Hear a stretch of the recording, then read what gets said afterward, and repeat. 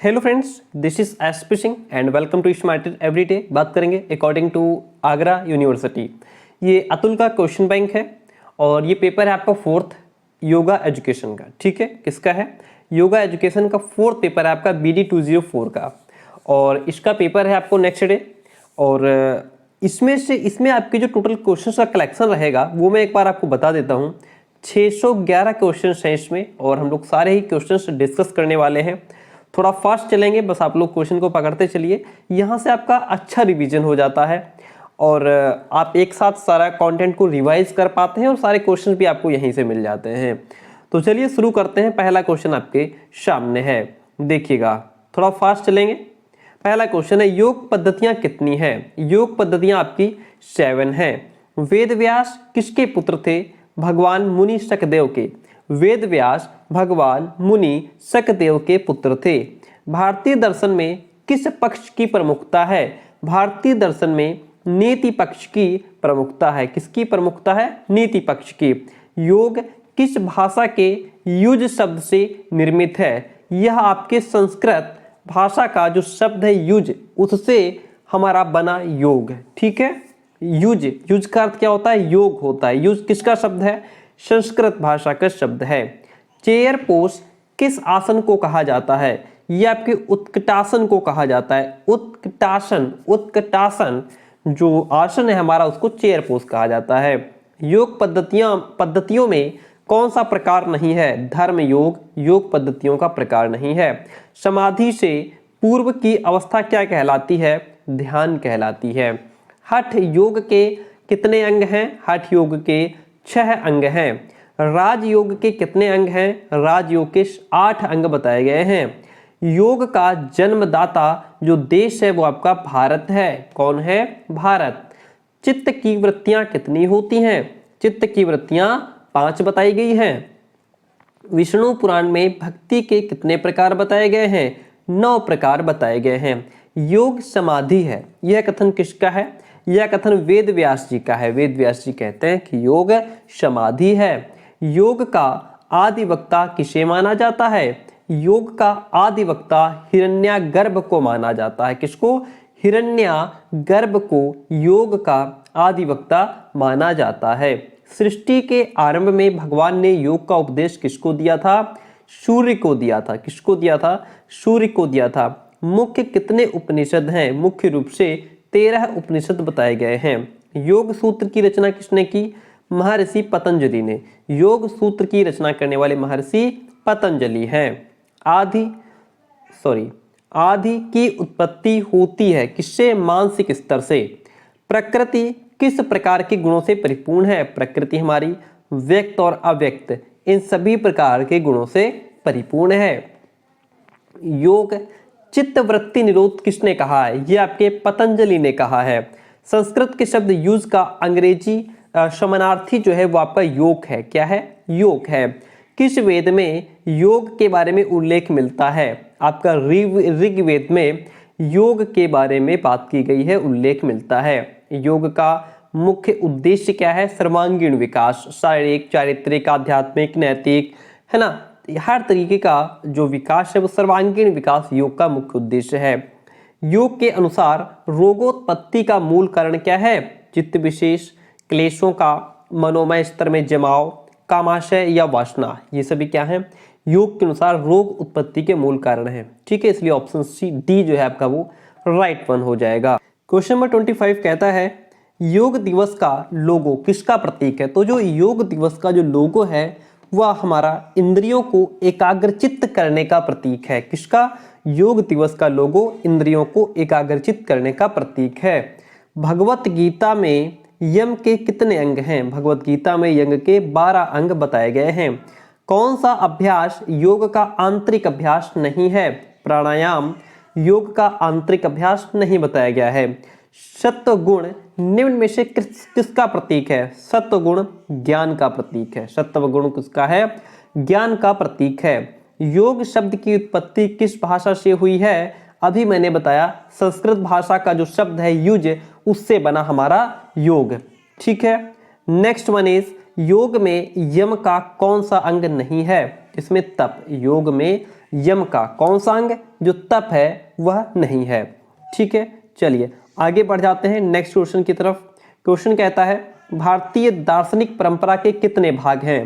भारतीय दार्शनिक परंपरा के 2 भाग बताए गए हैं। गीता में भक्ति का मार्ग किसे बताया गया है, तो इसमें ज्ञान को, भक्ति को, कर्म को, इन सभी को गीता में भक्ति का मार्ग बताया गया है। ऑप्शन नंबर डी जो है वो आपका राइट रहेगा। मनुष्य जीवन का अंतिम उद्देश्य क्या है, तो मनुष्य जीवन का अंतिम उद्देश्य है निर्विकल्प समाधि और कैवल्य की प्राप्ति, इसलिए ऑप्शन नंबर जो सी है वो आपका राइट हो जाएगा। न्याय का तात्पर्य है क्या, उचित, वांछनीय, सत्य और कैवल्य प्राप्ति, यह भी न्याय का तात्पर्य है। ऑप्शन सी यहां भी आपका राइट रहेगा। नास्तिक दर्शन कौन से हैं, नास्तिक दर्शन कौन सा है, नास्तिक दर्शन में आपका चार्वाक दर्शन भी आ जाता है, जैन दर्शन, बौद्ध दर्शन, ये सभी नास्तिक दर्शन के अंतर्गत आते हैं, इसलिए ऑप्शन नंबर जो डी है वो आपका राइट रहेगा। मन के अंगों को कितने वर्गों में बांटा गया है, मन के अंगों को 3 वर्गों में बांटा गया है। योग दर्शन को प्रतिष्ठित करने का श्रेय किस महर्षि को जाता है, यह आपके महर्षि पतंजलि को जाता है। बौद्ध दर्शन का सार क्या है, बौद्ध दर्शन का सार है दुख का कारण है, दुख दूर करने का उपाय भी है, ये क्या है, ये बौद्ध दर्शन के सार हैं। ठीक है, ऑप्शन यहां भी आपका डी राइट रहेगा। सत्य का अर्थ है प्रकाश, क्या होता है, सत्य का अर्थ क्या होता है, प्रकाश। आत्मा की कितनी अवस्थाएं होती हैं, आत्मा की 4 अवस्थाएं होती हैं। योग जीवन व आत्मा का मिलन है, यह परिभाषा किसमें बताई गई है, यह परिभाषा आपकी वेदांत में बताई गई है। यम योग साधना का कौन सा सोपान है, यम जो है यह योग साधना का प्रथम सोपान है, कौन सा, प्रथम सोपान है। भक्ति योग में किन बातों पर बल दिया जाता है, भक्ति योग में समर्पण पर, श्रद्धा पर और आस्था पर, इन सभी पर बल दिया जाता है। उपनिषद में मोक्ष की कितनी व्याख्याएं की गई हैं, 2, उपनिषदों में मोक्ष की 2 व्याख्याएं की गई हैं। महर्षि पतंजलि के अनुसार नियमों की संख्या कितनी, 5 बताई गई है, कितनी, 5 बताई गई है। सांख्य में कितने तत्वों का समावेश होता है, सांख्य में 25 तत्वों का समावेश होता है। इंद्रियों पर नियंत्रण क्या कहलाता है, इंद्रियों पर नियंत्रण ब्रह्मचर्य कहलाता है, क्या कहलाता है, ब्रह्मचर्य कहलाता है, जो अपने इंद्रियों पर नियंत्रण कर लेता है। किन बातों के अनुसार धर्म का पालन करना तप कहलाता है, वन, आश्रम, परिस्थिति, इन सभी के अकॉर्डिंग धर्म का पालन करना क्या कहलाता है, तप कहलाता है। तमोगुण में किस प्रकार के गुण होते हैं, तो इसमें आपकी स्थैर्यात्मक और अज्ञानात्मक ये सभी गुण इसमें इंक्लूड होते हैं, शामिल होते हैं, इसलिए ऑप्शन नंबर सी राइट रहेगा।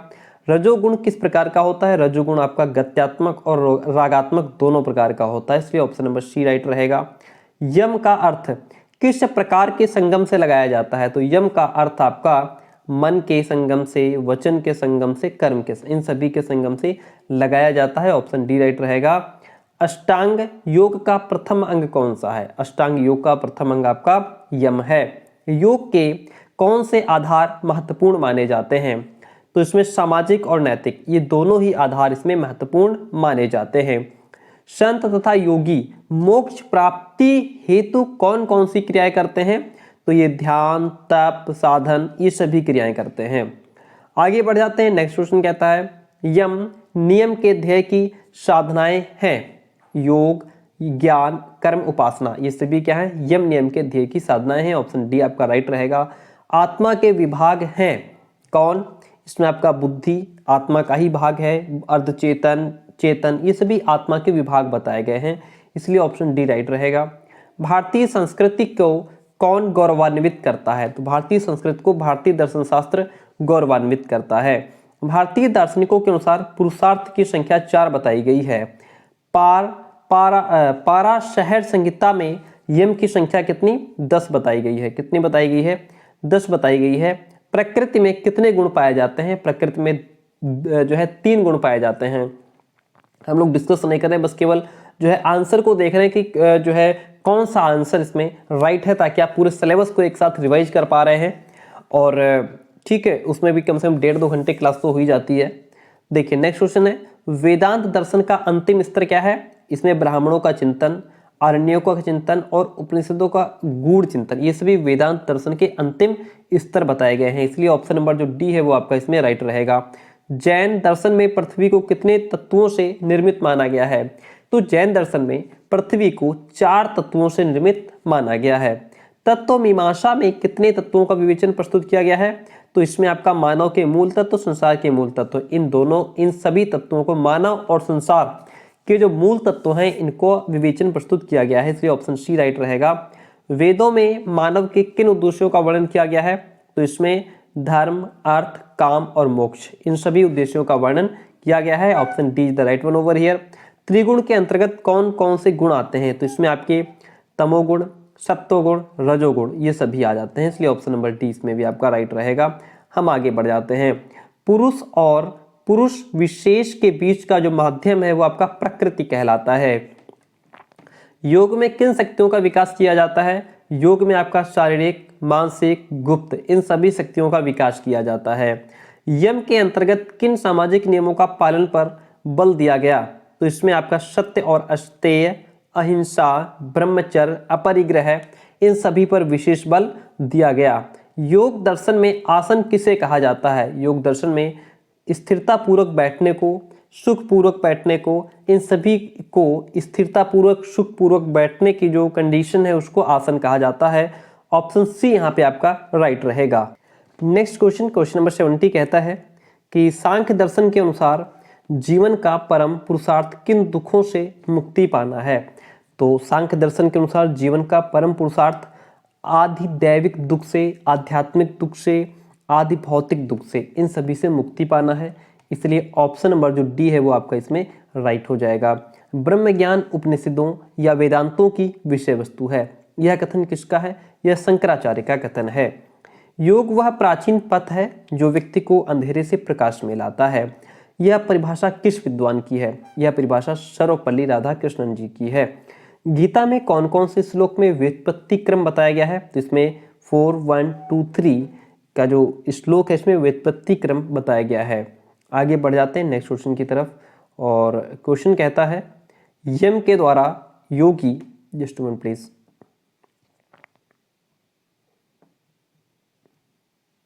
देखिए क्वेश्चन कहता है यम के द्वारा योगी के मन में कौन कौन से भाव उत्पन्न होते हैं? तो इसमें आंतरिक और शुभ भाव, ये उपयुक्त दोनों प्रकार के भाव जो है वो उत्पन्न होते हैं।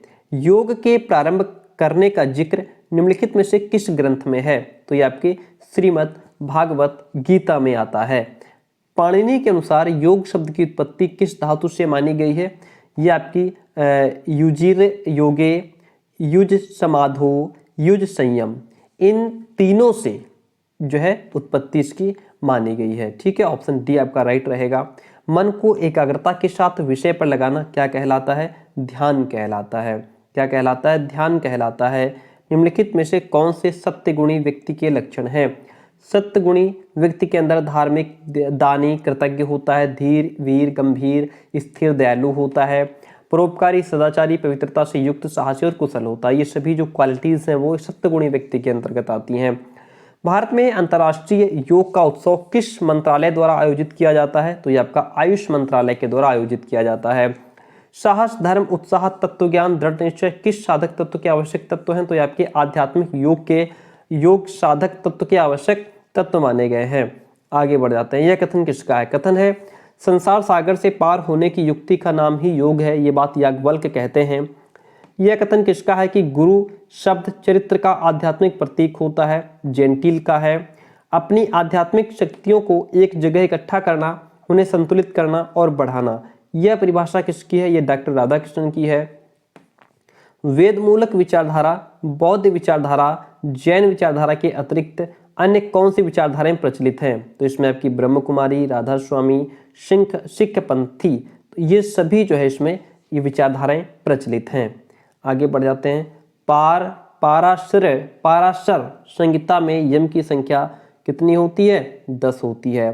किस महर्षि ने योग शब्द का अर्थ युज धातु में युज समादह, युजी योगे, युज समयेन लगाया है? किसने? महर्षि पाणिनि ने। किसने लगाया है? महर्षि पाणिनि ने लगाया है। याज्ञवल्क्य संहिता में नियम के कितने अंग हैं? इसमें 10 अंग बताए गए हैं। हमारा मन, चित्त उपादान कारण स्रोत है जो त्रिगुणात्मक भाव उत्पन्न करता है। ये तीनों गुण में से कौन सा गुण नहीं है? तो इसमें अस्तु गुण इंक्लूड नहीं है, शामिल नहीं है। नेक्स्ट चीज, वर्तमान काल में कौन आध्यात्मिक विचारधारा प्रचलन में नहीं है? पारसी विचारधारा जो है वो आध्यात्मिक विचारधारा प्रचलन में नहीं है। किस समन्वयवादी दृष्टिकोण में व्यक्तित्व के समस्त पक्षों की सर्वांगीण उन्नति हेतु तन मन को स्वस्थ रखने के लिए आसन प्राणायाम ही नहीं अपितु यम नियम प्रत्याहार धारणा ध्यान की भी भूमिका महत्वपूर्ण है? राजयोग। किसमें? राजयोग में। ठीक है, ऑप्शन सी यहाँ भी आपका राइट रहेगा। किस विद्वान ने समय को ही योग का मूल माना है?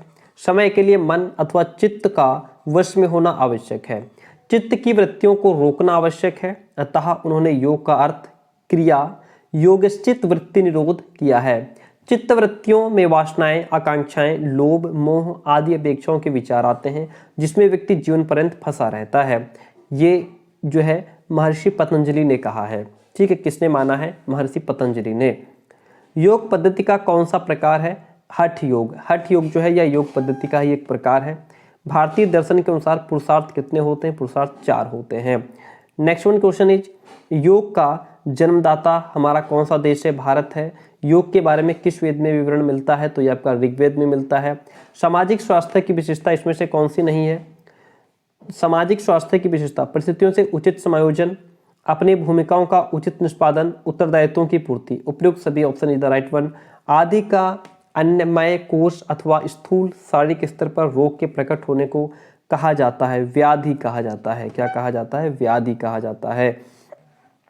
मनोमय कोष में क्लेशों के जमा होने के कारण रोग का सूक्ष्म स्वरूप जन्म लेता है जिसे कहा जाता है? क्या कहा जाता है? आधि। आयुर्वेद के अनुसार स्वास्थ्य का लक्षण है। क्या लक्षण है? धातु की साम्यावस्था एवं शरीर से मल निष्कासन तथा मन इंद्रियों एवं आत्मा की प्रसन्नति, यह स्वास्थ्य का लक्षण है। निम्नलिखित में से कौन सी सामाजिक स्वास्थ्य की विशेषता है? कौन सी? तो इसमें उत्तरदायित्व की पूर्ति या सामाजिक व्यवस्था की विशेषता है। परिस्थितियों से उचित समायोजन, अपनी भूमिकाओं का उचित निष्पादन, ये क्या है? ये सामाजिक स्वास्थ्य की विशेषता है, इसलिए ऑप्शन नंबर डी जो है वो इसमें राइट रहेगा। और नेक्स्ट क्वेश्चन की बात करेंगे, जिन साधनों को अपनाकर आत्मा की सिद्धि और मोक्ष की प्राप्ति होती है उसे योग कहते हैं। यह परिभाषा किस धर्म में दी गई है? तो ये जैन धर्म में परिभाषा दी गई है कि जिन साधनों को अपनाकर आत्मा की सिद्धि और मोक्ष की प्राप्ति होती है उसे योग कहते हैं। शारीरिक तथा मानसिक आत्मसंतुष्टि को क्या कहते हैं? तो इसको संतोष कहते हैं। सांख्य योग का शाब्दिक अर्थ क्या है? ज्ञान। संसार सागर से पार होने की मुक्ति की युक्ति का नाम ही योग है। यह परिभाषा आपके महर्षि वशिष्ठ ने दी है। संसार सागर से पार होने की मुक्ति की युक्ति का नाम ही योग है, महर्षि वशिष्ठ ऐसा कहते हैं। योग कर्मसु कौशलम, अर्थात कर्म के करने से जो कुशलता है उसी का नाम योग है। यह कथन श्री कृष्ण का है। शरीर की स्थूलता कम होना, निरोगी होना, विषयों में आसक्ति न होना, शरीर में कांति तेजस्विता होना, स्वर की मधुरता, शुभ गंध का होना, मलमूत्र अल्प होना। ठीक है, यह सब योग की पहली सिद्धि है। ये कहा गया है, ये श्वेताश्वतरोपनिषद में कहा गया है। किसमें? श्वेताश्वतरोपनिषद में कहा गया है। भय, क्रोध, आलस्य, अधिक शयन, अत्यधिक जागरण, अधिक भोजन या बिल्कुल निराहार रहना आदि समस्त दुर्गुणों को योगी सदैव के लिए परित्याग दें। यह कथन अमृत नादोपनिषद का है। अमृत नादोपनिषद का है। ऑप्शन ए यहाँ भी आपका यहाँ पे राइट है आपका। नेक्स्ट क्वेश्चन की बात करेंगे। साधारण शब्दों में योग का अर्थ है समाधि। योग की विशेषता क्या है? योग विज्ञान है। योग जीवन को समग्रता प्रदान करने का साधन है। योग भविष्य की मूल्यवान विरासत है। उपयुक्त सभी the right one over here. योग करने का स्थान क्या होना चाहिए? स्वच्छ होना चाहिए। योग जहाँ करें वहाँ शांत हो, समतल होना चाहिए। उपयुक्त सभी the right one over here. योग का प्रकार है मंत्र योग, लय योग, हठ योग, राज योग, ये सभी योग के प्रकार हैं। Option D is the right one over here.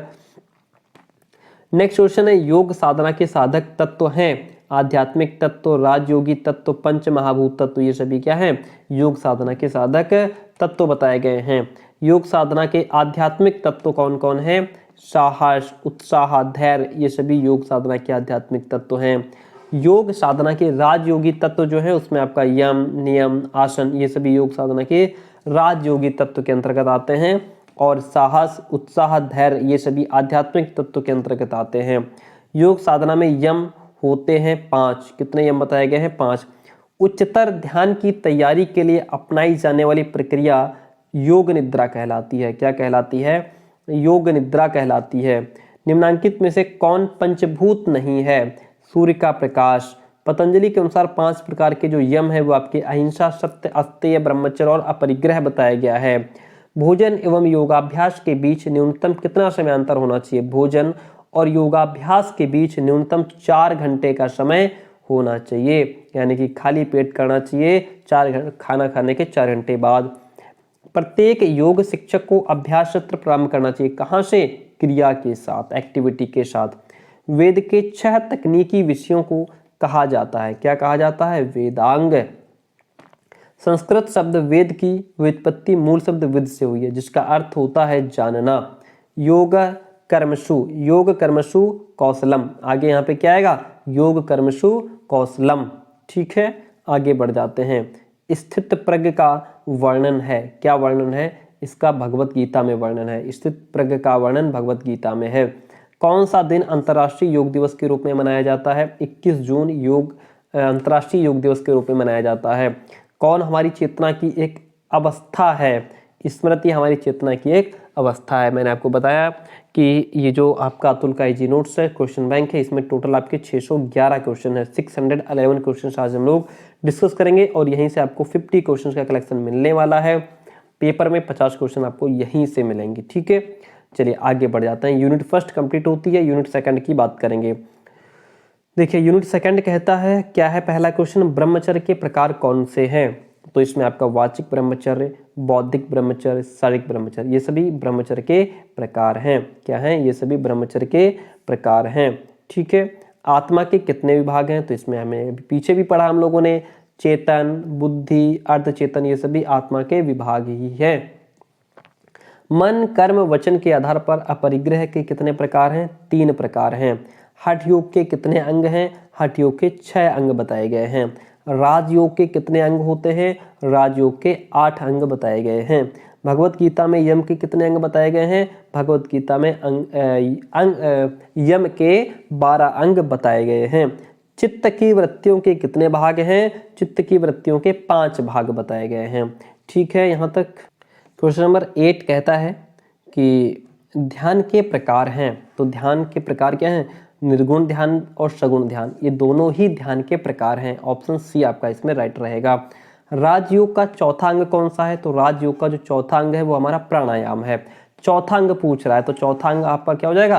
प्राणायाम हो जाएगा। सांख्य योग में ज्ञान के कितने सोपान हैं? ज्ञान के 8 सोपान हैं। योग साधना का प्रथम सोपान कौन सा है? इसमें यम जो है यह योग साधना का प्रथम सोपान है। नेक्स्ट वन इज, मानव जीवन की 4 अवस्थाएं कौन सी हैं? देखिए, ब्रह्मचर्याश्रम, वानप्रस्थाश्रम, संन्यासाश्रम, गृहस्थाश्रम, ये क्या है? ये मानव जीवन की 4 अवस्थाएं हैं। ऑप्शन डी आपका राइट रहेगा। नियम का तृतीय सोपान जो है वो आपका तप है। क्या बताया गया है? नियम का तृतीय सोपान आपका तप बताया गया है। यम से तात्पर्य है कर्म संयम, वचन संयम, मन संयम, ये सभी उपरोक्त सभी राइट वन हो जाएगा। योग दर्शन में आसन से तात्पर्य क्या होता है? स्थिरता पूर्वक बैठना, सुख पूर्वक बैठना, ये क्या है? योग दर्शन में आसन से इसका तात्पर्य है। महाभूत कितने होते हैं? ये आपके 5 बताए गए हैं। सांख्य योग में कितने तत्वों को मुख्य माना गया है? तो इसमें आपका 25 तत्वों को मुख्य माना गया है। बुद्धि के प्रमुख कार्य क्या होते हैं? बुद्धि के प्रमुख कार्य 2 हैं। कितने हैं? बुद्धि के 2 प्रमुख कार्य बताए गए हैं। महर्षि पतंजलि ने प्राणायाम के कितने भेद बताए हैं? तो महर्षि पतंजलि ने प्राणायाम के बताए हैं बाह्य वृत्ति रोचक, स्तंभ वृत्ति कुंभक एवं बाह्यंतर, आश्यंतर वृत्ति पूरक, ये सभी क्या हैं? प्राणायाम के भेद हैं। ऑप्शन डी राइट रहेगा आपका। बुद्धि का स्वरूप होता है त्रिगुणात्मक, बुद्धि का स्वरूप त्रिगुणात्मक होता है। पूरक का अर्थ है श्वास को अंदर खींचना। आत्मा है, आत्मा क्या है? आत्मा अपरिवर्तनशील है। आत्मा क्या है? अपरिवर्तनशील है। अहंकार के प्रमुख प्रकार होते हैं 3। किस वेद में संगीत के बारे में बताया गया है? सामवेद में संगीत का वर्णन है। अरविंद घोष का जन्म 15 अगस्त 1872 को हुआ था। श्री अरविंद घोष की दार्शनिक कृति द मदर, दिव्य जीवन, सावित्री, ये सभी हैं।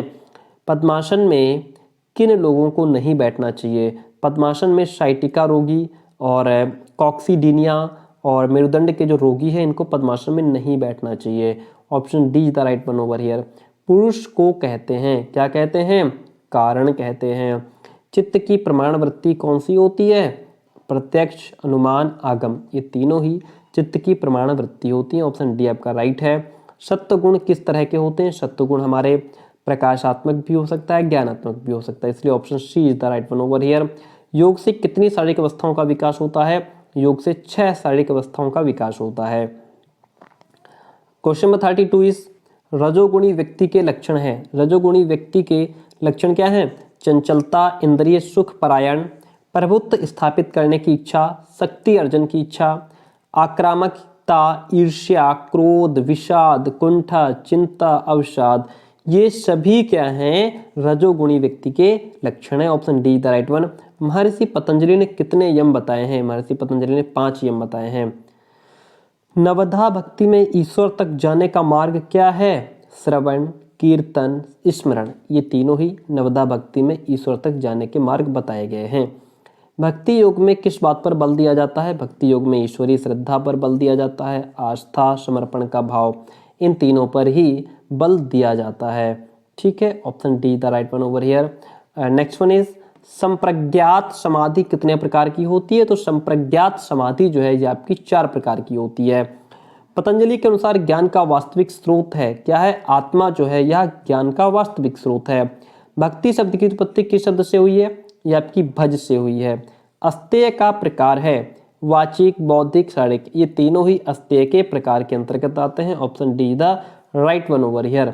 अहिंसा का प्रकार है, तो इसमें मानसिक या बौद्धिक, शारीरिक, वाचिक, ये तीनों ही मानसिक, बौद्धिक, ये चारों ही क्या है? अहिंसा के प्रकार के अंतर्गत आते हैं।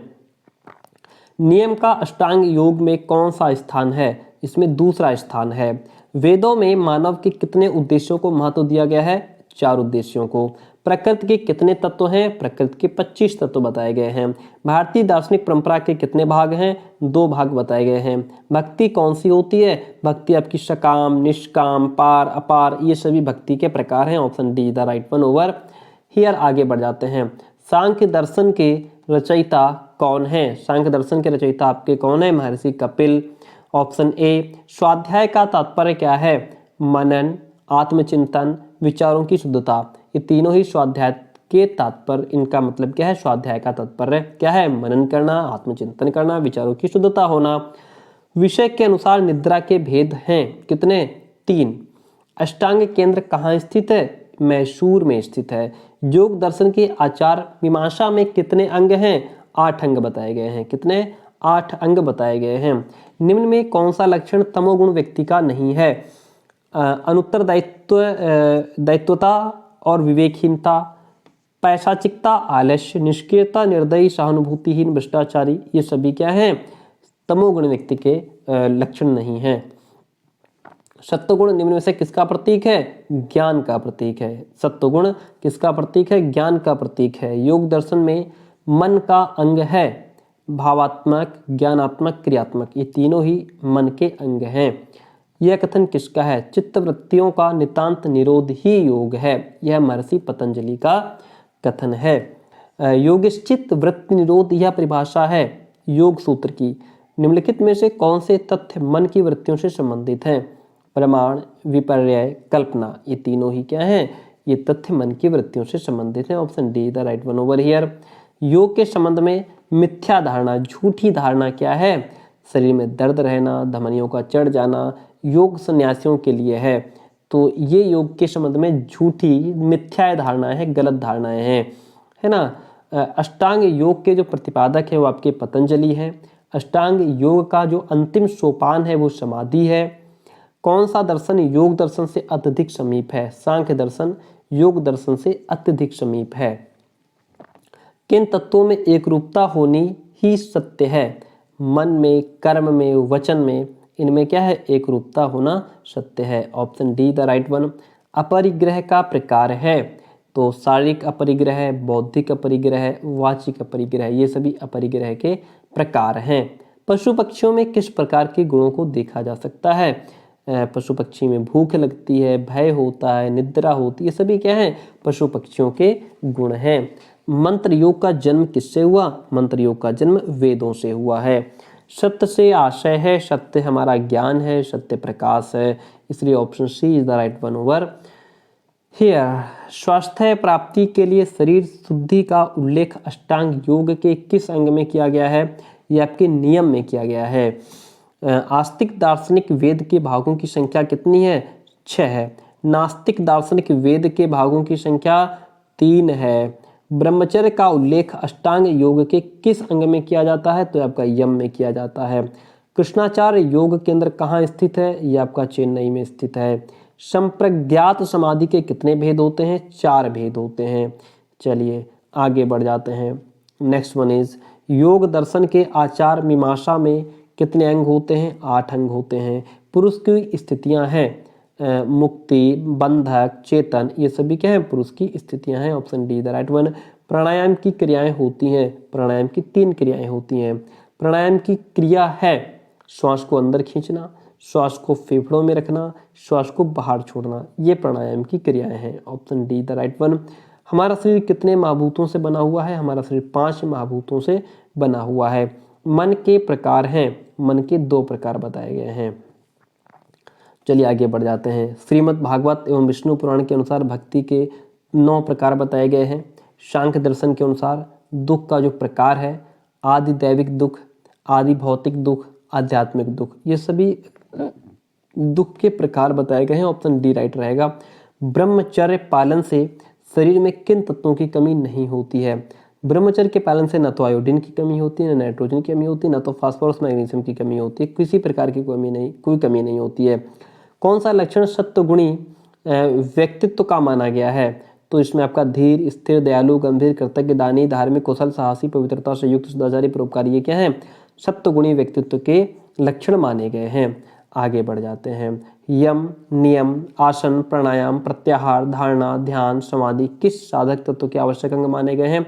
ये राजयोग जो है कि साधक तत्व के आवश्यक अंग माने गए हैं। समस्त प्रकार की दुखात्मक अनुभूतियां एवं मानसिक विचलनता कौन से गुण के कारण उत्पन्न होती है? तो ये आपके रजोगुण के कारण उत्पन्न होती है। मंडूकोपनिषद में यह कहा गया है कि गुरु शिष्य परंपरा के रूप में देवताओं में प्रथम ब्रह्म पुरुष ने योग के परम ज्ञान को अपने बेटे अथर्व को सिखाया। किसको सिखाया? अथर्व को सिखाया। ठीक है। सांख्य दर्शन के प्रणेता कौन से मुनि हैं? ये कपिल मुनि हैं। सांख्य दर्शन के प्रणेता कपिल मुनि हैं। आगे बढ़ते हैं। अरण्यक का अर्थ क्या होता है? अरण्यक का अर्थ होता है जंगल। अष्टांग योग का अंतिम सोपान समाधि है। कौन सा दर्शन योग दर्शन के अत्यधिक निकट है? सांख्य दर्शन। यह क्वेश्चन देखिए रिपीट भी हो जाते हैं, जो पीछे पड़ा था वही क्वेश्चन। कपालभाति की क्रिया सामान्यतया करनी चाहिए 15 से 20 बार। अथर्ववेद में सम्मिलित विषयों में इनमें से कौन सा नहीं है? सैनिक शिक्षा। Option C is the right one. Gheranda Samhita का रचनाकाल किस शताब्दी में हुआ? ये 17वीं शताब्दी में हुआ था। घेरंड संहिता में षड, कर्म, आसन, मुद्रा, प्राणायाम, प्रत्याहार, ध्यान, समाधि के विवरण हैं। इसके लेखक घेरंड ऋषि हैं। स्पॉन्डिलाइटिस किस हड्डी से संबंधित रोग है? ये आपका रीढ़ की हड्डी से संबंधित रोग है। आगे बढ़ जाते हैं। नेक्स्ट क्वेश्चन की बात करेंगे। योग धर्म आस्था एवं अंधविश्वास से परे है। योग धर्म जो है यह आस्था और अंधविश्वास से परे है। योग एक सीधा विज्ञान है, प्रायोगिक विज्ञान है। योग जीवन जीने की कला है। योग एक पूर्ण चिकित्सा है, पद्धति है, एक पूर्ण मार्ग है। वास्तव में धर्म लोगों को खूंटे से बांधता है। एक योग सभी तरह के खूंटों से मुक्ति का मार्ग। यह कथन किसका है? बहुत लंबा चौड़ा कथन ओशो का है। किसका है? ओशो का यह कथन है। योग है, योग आपका शरीर और मन का संतुलन है, योग विज्ञान है, योग मोक्ष की प्राप्ति का मार्ग है। इसलिए option D the right one over here. योग दर्शन का सिद्धांत है प्रकृति, पुरुष एवं ईश्वर तीनों मूल तत्व हैं, और प्रकृति पुरुष और ईश्वर का योग है। जो प्रकृति है यह पुरुष और ईश्वर का योग है। मनुष्य जीवन का अंतिम उद्देश्य मुक्ति है। ये योग दर्शन का सिद्धांत है सारे। योग दर्शन के अनुसार शिक्षा का उद्देश्य क्या है?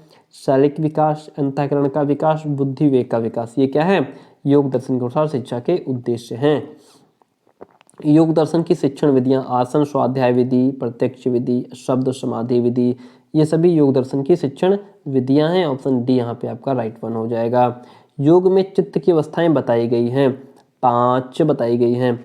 योग दर्शन के अनुसार चित्त की अवस्था इसमें से कौन सी नहीं? आदि भौतिक अवस्था जो है चित्त की अवस्था नहीं है।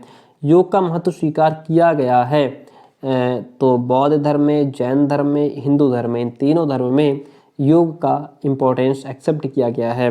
योग धर्म में नियम कितने बताए गए हैं? 5 नियम बताए गए हैं।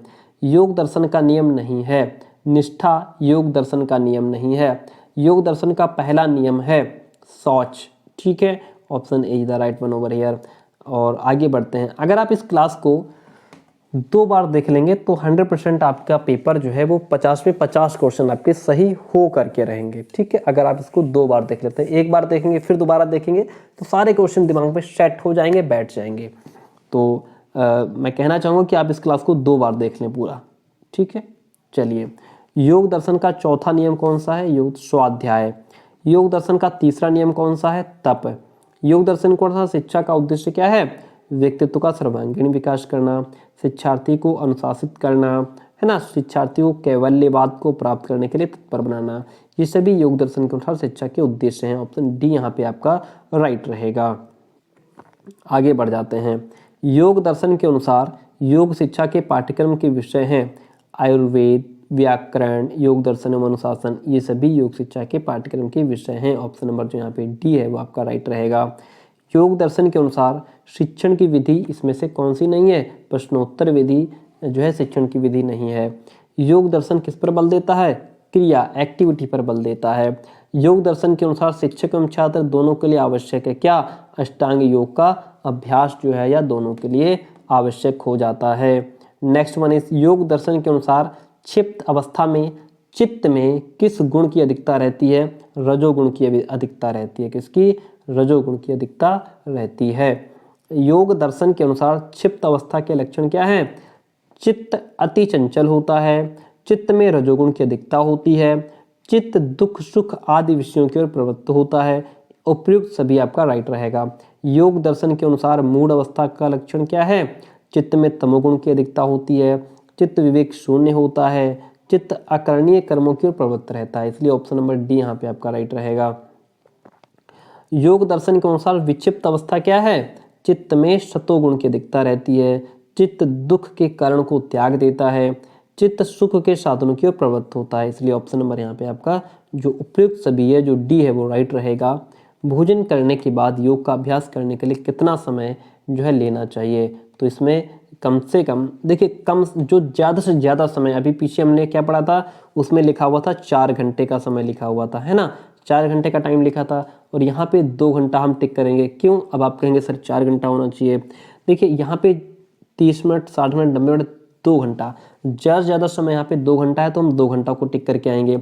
आप ये ना कहें कि ऑप्शन में 4 घंटा नहीं है तो हम कुछ भी टिक कर देंगे, ऐसा नहीं है। अगर यहाँ पे 3 घंटा होता हम 3 घंटे को टिक करते, 4 घंटा होता 4 घंटे को टिक करते, इस तरीके से। ठीक है, आगे बढ़ते हैं। पूर्वजों द्वारा योग को पढ़ाने का उद्देश्य प्राप्त करना था ज्ञानोदय एवं स्व अनुभूति। हठ योग प्रदीपिका की रचना किसने की? स्वात्मर्मा ने की थी। योग शब्द की व्युत्पत्ति संस्कृत के किस शब्द से हुई है? तो ये आपके युज शब्द से हुई है। हमने शुरुआत में ही पढ़ा था ये क्वेश्चन। अगला क्वेश्चन कहता है ईशावास्योपनिषद के अनुसार कौन सा अभ्यास अमरता की ओर ले जाता है?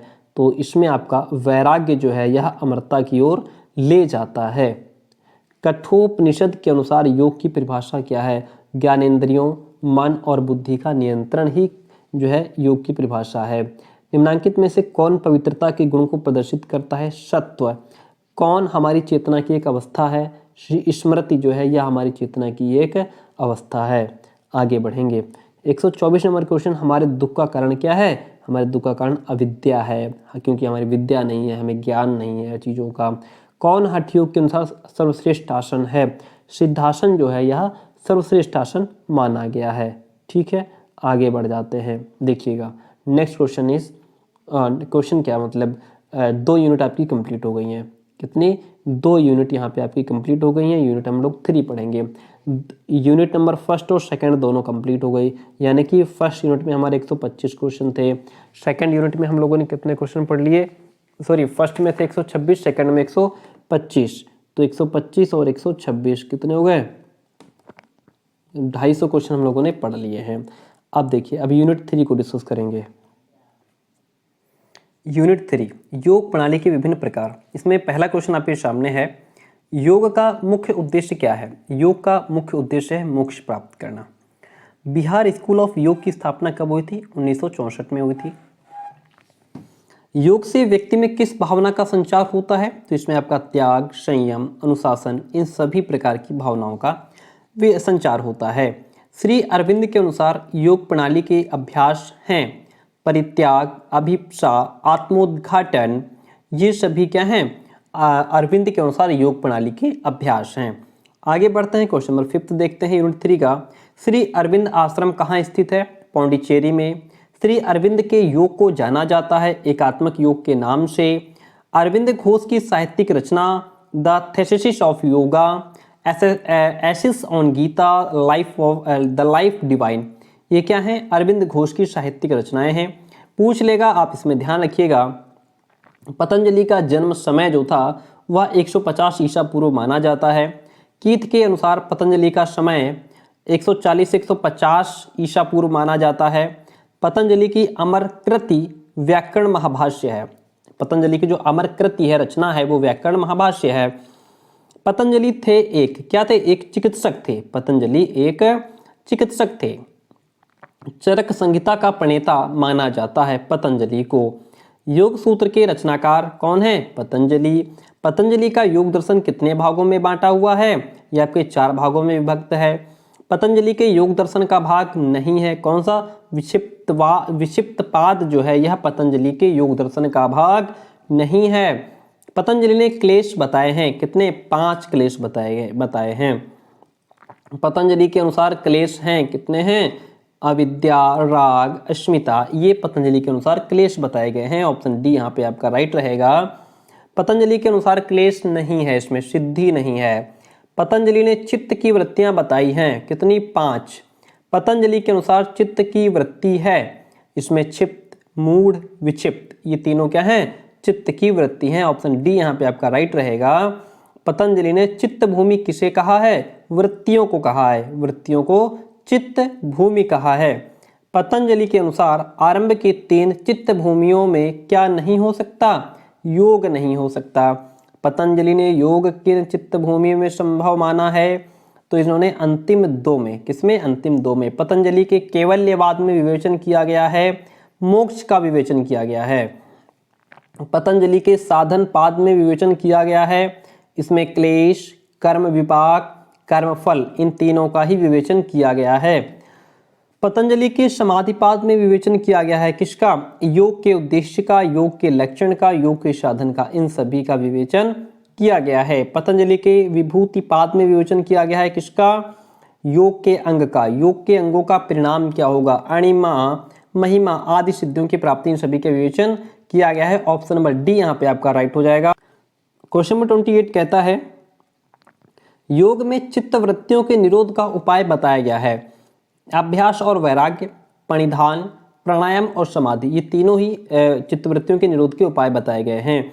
योग के अंग हैं 8। योग का अंग है यम, नियम, प्राणायाम, ये सभी योग के अंग हैं। योग सूत्र पर लिखा भाष्य, व्यास भाष्य, तत्ववैशारदी, योग वर्तिका, ये सभी योग सूत्र पर लिखे भाष्य हैं। पतंजलि के योग को क्या कहा जाता है? अष्टांग योग। पतंजलि के योग को अष्टांग योग कहा जाता है। योग का जनक माना जाता है पतंजलि को। योग के बहिरंग साधन होते हैं 5। योग का अंतरंग जो साधन है वो आपका धारणा, ध्यान, समाधि, ये सभी क्या हैं? योग के अंतर अंग साधन हैं। यम का प्रकार है अहिंसा, सत्य, अपरिग्रह, ये सभी यम के प्रकार हैं। यम का प्रकार कौन सा नहीं है? शौच जो है, या यम का प्रकार नहीं है। नियम है, नियम संतोष, स्वाध्याय, ईश्वर प्रणिधान, ये सभी नियम कहलाते हैं। प्राणायाम के अंग हैं इसमें रेचक, पूरक, कुंभक, ये सभी प्राणायाम के अंग कहलाते हैं। आगे बढ़ जाते हैं नेक्स्ट क्वेश्चन की तरफ। क्वेश्चन कहता है प्राणवायु को नासिक द्वारा शरीर से बाहर निकालना क्या कहलाता है? रेचक कहलाता है। प्राणवायु को शरीर के अंदर जहां तक संभव हो रोकना क्या कहलाता है? पूरक कहलाता है। प्राणवायु को ग्रहण करके उसकी गति को रोक देना क्या कहलाता है? ये कुंभक कहलाता है। प्राणायाम का भेद है उज्जाई, शीतली, शीतकरी, ये सभी प्राणायाम के भेद हैं। ऑप्शन डी यहाँ पे आपका राइट रहेगा। प्राणायाम है क्या है? भस्त्रिका, ये भी प्राणायाम है। कैवली, ये भी प्राणायाम है। भ्रामरी, ये भी प्राणायाम है। इसलिए ऑप्शन जो डी है वो यहाँ पे आपका राइट हो जाएगा। योगाभ्यास करते समय क्या क्या आवश्यक है? पेट खाली होना चाहिए, प्रशिक्षित आचार्य की देखरेख में हो, योगाभ्यास के आधा घंटे बाद स्नान और भोजन लें, उपयुक्त सभी the right one over here. Aurobindo Ghosh का जन्म हुआ था 15 अगस्त 1872 को। अरविंद घोष की साहित्यिक जो कृति है वो the life divine, essays on Gita, collected poems and plays, ये सभी क्या हैं? अरविंद घोष की साहित्यिक कृति हैं। अरविंद घोष की साहित्यिक कृति, ठीक है। अरविंद घोष की दार्शनिक कृति कौन सी माने? देखिए द मदर, सावित्री, दिव्य जीवन, ये सभी क्या हैं? अरविंद घोष की कृति हैं। ये क्वेश्चन रह गया। अरविंद घोष की साहित्यिक रचना कौन सी है? Legend and a symbol, the ideal of human unity, human cycle, ये सभी अरविंद घोष की साहित्यिक रचनाएं हैं। इसलिए ऑप्शन डी राइट रहेगा इसमें। हम बढ़ेंगे नेक्स्ट क्वेश्चन की तरफ। अरविंद घोष की दार्शनिक कृति कौन सी है इसमें? यौगिक साधन, लेटर्स ऑन योगा, योग समन्वय, ये अरविंद घोष की दार्शनिक कृति हैं। Option D the right one over here. Shri Aurobindo ने अंतःकरण के कितने स्तर बताए हैं? तो इन्होंने 4 स्तर बताए हैं। अरविंद ने अंतःकरण का स्तर बताया है चित्त, मानस, बुद्धि एवं ज्ञान, ये क्या है? अंतःकरण के स्तर हैं। श्री अरविंद का शिक्षा दर्शन आधारित है किस पर? आध्यात्मिक साधना पर, ब्रह्मचर्य पर, योग पर, इन सभी पर आधारित है। श्री अरविंद थे क्या थे? श्री अरविंद आदर्शवादी थे। श्री अरविंद आदर्शवादी थे। श्री अरविंद ने शिक्षा का प्रमुख उपकरण बताया है, क्या बताया है? इन्होंने अंतःकरण बताया है। अरविंद का योग विशेष रूप से है मनोवैज्ञानिक है। यह कथन किसका है? सच्ची शिक्षा का मशीन से बना सूत नहीं होना चाहिए, अपितु उसको मानव के मस्तिष्क और आत्म की शक्तियों का निर्माण अथवा जीवित उत्कर्ष करना चाहिए। ये बात अरविंद ने कही है, ये कथन अरविंद का है। श्री अरविंद के अनुसार शिक्षा का उद्देश्य क्या है? ज्ञानेंद्रियों का विकास, मानसिक विकास, नैतिकता का विकास, ये सभी क्या है? अरविंद के अनुसार शिक्षा के उद्देश्य हैं। Option number D the right one over here. Question number 59 कहता है श्री अरविंद के अनुसार शिक्षा का उद्देश्य क्या है? श्री अरविंद के अनुसार शिक्षा का उद्देश्य शारीरिक विकास, आध्यात्मिक विकास और अंतःकरण का विकास, ठीक है। Option D the right one over here. Shri Aurobindo के अनुसार शिक्षा दर्शन का आधारभूत सिद्धांत क्या है? शिक्षा बालक प्रधान हो, यानी कि बच्चों को सेंटर में रखकर के शिक्षा दी जाए। शिक्षा मातृभाषा के माध्यम से हो, जैसा कि गांधी जी भी कहते हैं। शिक्षा का आधार ब्रह्मचर्य हो। Option D the right one. और आगे बढ़ेंगे, फिर नेक्स्ट क्वेश्चन की बात करेंगे। क्वेश्चन नंबर 61 देखिए। श्री अरविंद के अनुसार पाठ्यक्रम होना चाहिए छात्रों की रुचि के अनुकूल।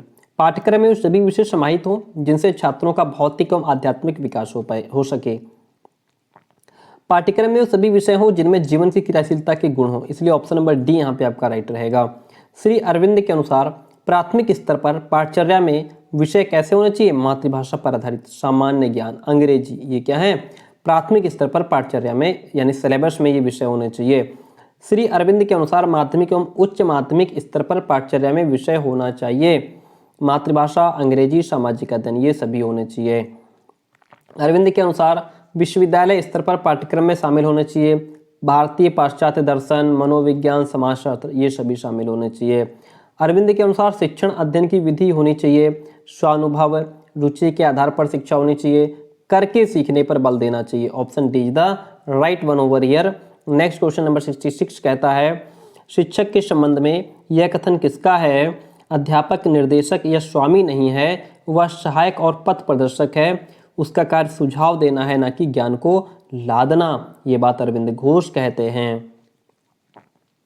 श्री अरविंद के अनुसार शिक्षक का कार्य क्या है? बालक की रुचियों को पहचान कर अध्ययन कराना, छात्र का पथ प्रदर्शन करना, ज्ञानेंद्रियों का विकास करना, ये क्या है? अरविंद के अनुसार शिक्षक का कार्य, टीचर का कार्य है। कि अरविंद ने किसके विकास को प्रमुख स्थान दिया है? इन्होंने बालक के विकास को प्रमुख स्थान दिया है। श्री अरविंद किस प्रकार के अनुशासन को उचित मानते थे? ये जो है प्रभावात्मक अनुशासन को उचित मानते थे। अनुशासन के संबंध में अरविंद का विचार था दंड एक अमानवीय कृत्य है, कठोरता और दंड देकर अनुशासन कायम नहीं किया जा सकता। Option C the right one. Shri Aurobindo ने योग प्रणाली के कितने मौलिक अभ्यास बताए हैं? तो इन्होंने 3 मौलिक अभ्यास बताए हैं। श्री अरविंद के अनुसार योग प्रणाली का मौलिक आधार क्या है? अभिप्सा, परित्याग, आत्मोद्घाटन, ये सभी क्या हैं? योग प्रणाली के मौलिक अधिकार हैं। Next one question in front of you देखिएगा। चलिए इसका क्वेश्चन ही कट गया। नेक्स्ट क्वेश्चन 62, एक सेकंड, 72 62। अच्छा ये क्वेश्चन हो चुके हैं। श्री रुचि, ठीक है ये भी हो गया। 72 क्वेश्चन हमारा, जस्ट वन प्लीज। 72 ठीक है। यहाँ से 73 नंबर क्वेश्चन कहता है श्री अरविंद के अनुसार योग प्रणाली का मौलिक आधार नहीं है, संयम नहीं है। मौलिक आधार संयम नहीं है। अरविंद ने अपने शिक्षा दर्शन में मानव की किस उन्नति पर बल दिया था? आध्यात्मिक उन्नति पर बल दिया था। अरविंद के योग को कहा जाता है पूर्ण योग कहा जाता है। अरविंद ने योग का आधार किसे बनाया? इन्होंने प्राणायाम को योग का आधार बनाया। अरविंद के योग प्रथाओं में सप्त चतुष्टय को अपनाने पर बल दिया है। सप्त चतुष्टय में शामिल प्रथा जो है वो शांति है, शक्ति है, विज्ञान है। इसलिए ऑप्शन नंबर जो डी है वो आपका राइट रहेगा। इसमें आगे बढ़ जाएंगे। अरविंद का योग आधारित है, किस पर आधारित है? ये आपके उनके स्वयं के अभ्यास पर आधारित है, उनकी माँ मीरा अल्फासा के अभ्यास पर आधारित है। इसलिए ऑप्शन नंबर डी सी आपका राइट रहेगा। अरविंद के योग को कहा गया है, क्या कहा गया है? पंचांग योग कहा गया है। आधुनिक योग की शुरुआत हुई थी 1893 में हुई थी। शीर्ष भारतीय योग केंद्र हैं ये आपके अष्टांग इंस्टीट्यूट मैसूर, कृष्णाचार्य योग मंदिरम चेन्नई, बिहार योग विद्यालय मुंगेर, ये शीर्ष भारतीय योग केंद्र हैं। ऑप्शन नंबर यहाँ पे जो डी है वो आपका राइट हो जाएगा। परमार्थ निकेतन योग केंद्र कहाँ है? ये आपका ऋषिकेश में है ना। आगे बढ़ जाते हैं। नेक्स्ट क्वेश्चन की बात करेंगे। राम मणि आयकर मेमोरियल योग संस्थान स्थित है, ये आपका पुणे में स्थित है। श्री विवेकानंद ने किस योग को नकारा था? इन्होंने आसनीय योग को नकार दिया था। विवेकानंद ने किस योग को स्वीकार किया था? इन्होंने प्राणायाम और सकारात्मक चिंतन के योग को स्वीकार किया था। पश्चिम में हठ योग के रूप को किसने लोकप्रिय बनाया? इसमें कृष्णाचार्य, नरसिम्हन, जयश्री, इन्होंने पश्चिम में हठ योग के रूप में जो है लोकप्रिय बनाया था। चलिए आगे बढ़ जाते हैं। नेक्स्ट क्वेश्चन की बात करेंगे। आसनीय योग संपूर्ण विश्व में किस शताब्दी में लोकप्रिय हुआ? ये 20वीं शताब्दी में जाकर के लोकप्रिय हुआ। स्वामी विवेकानंद जी ने कहाँ पर धर्म संसद से योग की शुरुआत की थी? शिकागो में। स्वामी विवेकानंद किसके शिष्य थे? रामकृष्ण परमहंस के शिष्य थे। श्री अरविंद ने अपना आश्रम कहाँ स्थापित किया था? इन्होंने पौंडीचेरी में स्थापित किया था। श्री अरविंद ने एकात्मक योग में कितने परिवर्तन बताए हैं? इन्होंने 3 परिवर्तन बताए हैं। कितने? 3 परिवर्तन बताए हैं। एकात्मक योग का परिवर्तन है मानव आत्मा मुक्ति चाहती है एवं परमात्मा से मिलन, स्वतंत्र रूप से देवी एकता, मानवता के माध्यम से दैवीय लक्ष्यों को सिद्ध करना, ये एकात्मक योग का परिवर्तन है। ऑप्शन डी आपका राइट रहेगा। श्री अरविंद परिवर्तन की प्रक्रिया को कितने प्रकार से व्यक्त करते हैं? ये 3 प्रकार से व्यक्त करते हैं। श्री अरविंद के अनुसार परिवर्तन की प्रक्रिया है मानसिक, आध्यात्मिक और सुपरमेंटल। ये क्या है? अरविंद के अनुसार परिवर्तन की प्रक्रियाएं हैं। ऑप्शन डी आपका राइट रहेगा। श्री अरविंद ने कहाँ पर अपनी तीव्र योग साधना प्रारंभ की थी? इन्होंने पौंडीचेरी में प्रारंभ की थी, आश्रम भी वहीं बनाया था। योग सूत्र की रचना किसने की? योग सूत्र की रचना करने वाले पतंजलि हैं। श्री अरविंद का अंतर्राष्ट्रीय शिक्षा केंद्र स्थापित है कहाँ? पौंडीचेरी में। सर्वांग योग दर्शन किसने दिया था? इन्होंने अरविंद ने दिया था। पतंजलि के अनुसार दुखों को खत्म करने का समाधान क्या है? समाधि। Option A is the right one over here. Patanjali योग सूत्र में कितने अध्याय हैं? इसमें 4 अध्याय बताए गए हैं। क्वेश्चन नंबर 101 देखिएगा। योग दर्शन पर बुनियादी पुस्तक कौन सी है? तो योग दर्शन पर जो बुनियादी पुस्तक है वो है पतंजलि योग सूत्र। पतंजलि योग सूत्र में योग को परिभाषित किया गया है योग चित्तवृत्ति निरोधा के रूप में। पतंजलि योग सूत्र में वृत्ति का शाब्दिक अर्थ क्या है? तो इसमें मन की शांत अवस्था, मन की संतुलित अवस्था, मन का परिवर्तन, ये जो है वृत्ति के शाब्दिक अर्थ हैं। ऑप्शन डी आपका राइट रहेगा इसमें। चित्त प्रसादनम उल्लेख करता है किसका? मन की प्रशांत अवस्था का। किसी विषय पर सहजता से संश्रय कहलाता है, क्या कहलाता है? धारणा कहलाता है। पतंजलि के अनुसार 5 प्रकार के यम हैं, कौन से? अहिंसा, सत्य, अस्तेय, ब्रह्मचर्य, अपरिग्रह और ध्यान, ये 5 प्रकार के यम हैं। मिताहार को परिभाषित किया जाता है केवल अनुकूल भोजन, केवल मधुर भोजन और अनुकूल एवं मधुर भोजन, इनमें से कोई भी नहीं। ऑप्शन डी आपका राइट रहेगा। निम्नांकित में से कौन हठ योग के अनुसार सर्वश्रेष्ठ आसन है? सिद्धासन जो है यह सर्वश्रेष्ठ आसन है। प्राण का प्राथमिक कार्य क्या है? श्वसन। लंबी एकाग्रता ली जाती है, समाधि में लंबी एकाग्रता ली जाती है। 3 यूनिट कंप्लीट हुई। यूनिट नंबर 4 और 5 2 यूनिट बची हैं, यानी कि हमारे पास अभी तक 135 115 वही लगभग 150 क्वेश्चन और बचे हैं। ठीक है, चलिए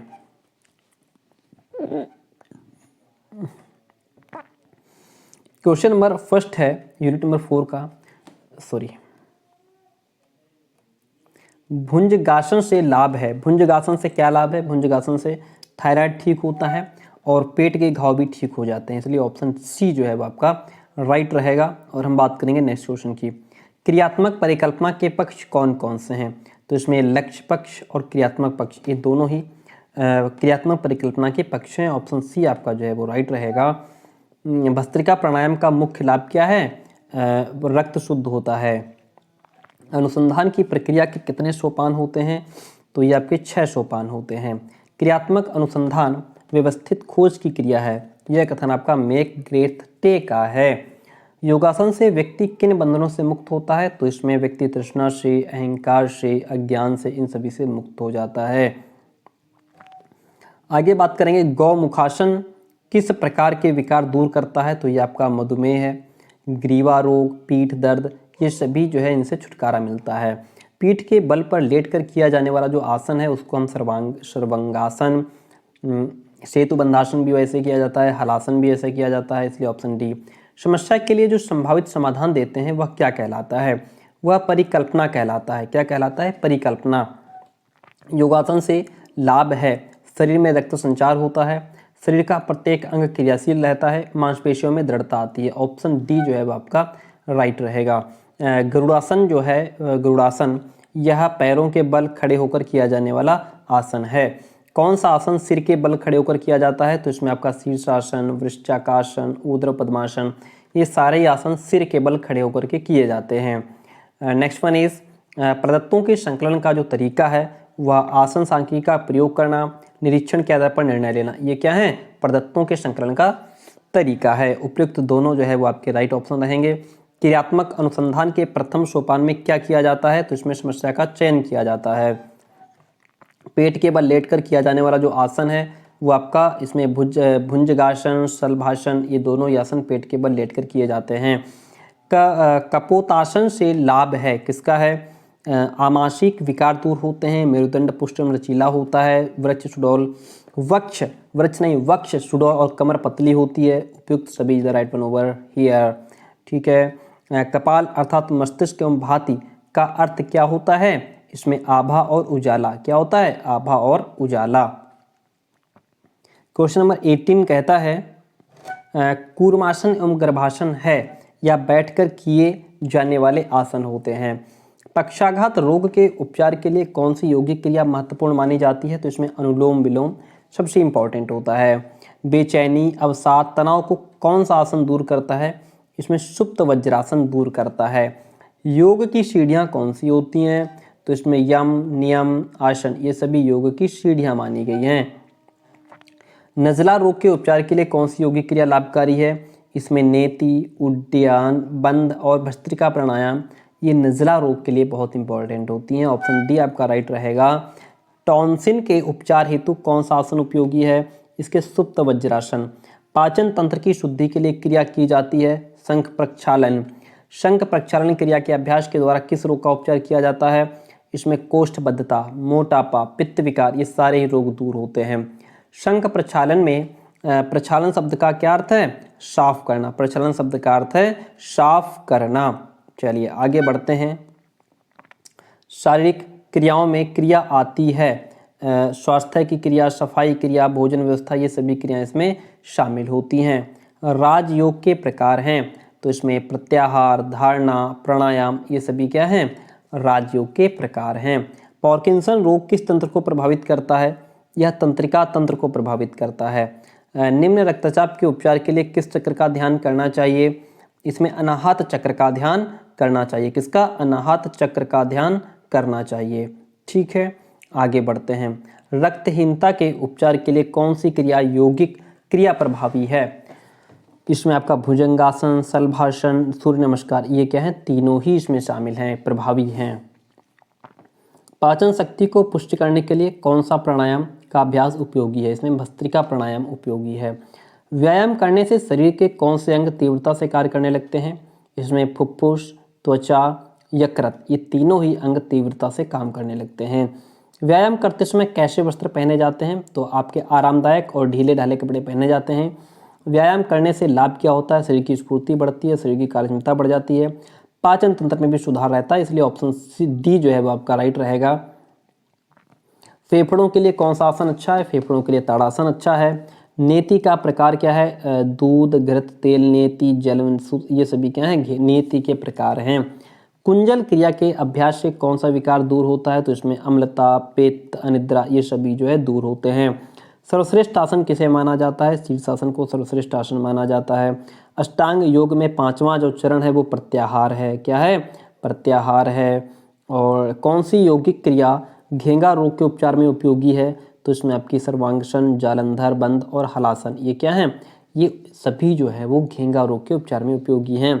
किन व्यक्तियों को धनुरासन नहीं करना चाहिए? तो माइग्रेन वाले और सिरदर्द वाले को धनुरासन नहीं करना चाहिए। ऑप्शन सी, ए और बी दोनों सही हैं। सूर्य नमस्कार का आसन करते समय 12 आसनों के साथ मंत्र में सूर्य के कितने नाम बोलते हैं? तो उसमें 12 नाम बोले जाते हैं। चंद्र नमस्कारासन आसन कितने आसनों का सुनियोजित क्रम माना जाता है? 9 आसनों का सुनियोजित क्रम माना जाता है। सिंह आसन के द्वारा शरीर की कितनी नाड़ियां शुद्ध होती हैं? 72,000 नाड़ियां शुद्ध हो जाती हैं। Option D the right one over here. योग अनुसार रोगोत्पत्ति का जो मूल कारण है वो क्लेशों का मनोमय स्तर पर जमाव होना, चित्त विक्षेप होना, कामाशय का वासना, ये सभी जो है योगानुसार रोगोत्पत्ति का मूल कारण है। स्वास्थ्य शब्द का अर्थ क्या होता है? स्वयं स्थिति। सोरायसिस जो है वह त्वचा रोग कहलाता है। पार्किंसंस रोग का कारण क्या है? चिंता, तनाव, विटामिन ई की कमी, नशीले पदार्थों का सेवन करना, ये क्या है? पार्किंसंस रोग के कारण होते हैं। और पार्किंसंस रोग का उपचार करने के लिए कौन सी क्रिया उपयोगी है? वीरभद्रासन, ताड़ासन, अनुलोम विलोम, ये क्या है? ये सभी जो है क्रियाएं उपयोगी हैं पार्किंसंस रोग के उपचार के लिए।